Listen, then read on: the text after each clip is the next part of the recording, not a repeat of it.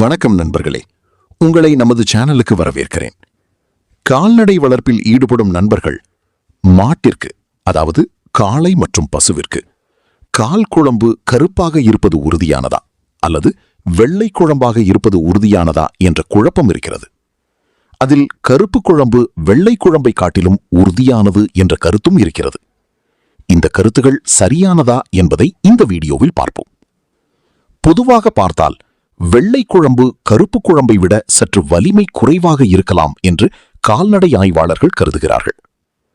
ஏன் இப்படி சொல்கிறார்கள் என்றால், கருப்பு குழம்பில் பிக்மெண்ட், அதாவது மெலனின் அதிகமாக இருக்கும்.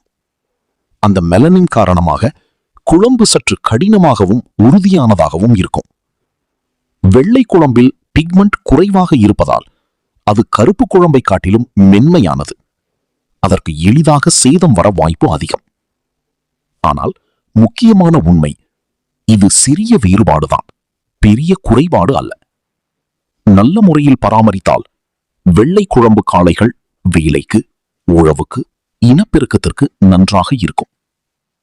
நாம் எப்போது கவனமாக இருக்க வேண்டும் என்றால், கற்கள் நிறைந்த தரை, எப்போதும் ஈரமாக இருக்கும் இடம், சீறு நிறைந்த மழைக்காலங்களில் கருப்பு குழம்பை விட வெள்ளை குழம்பு கொஞ்சம் சீக்கிரம் பாதிக்கப்படலாம்.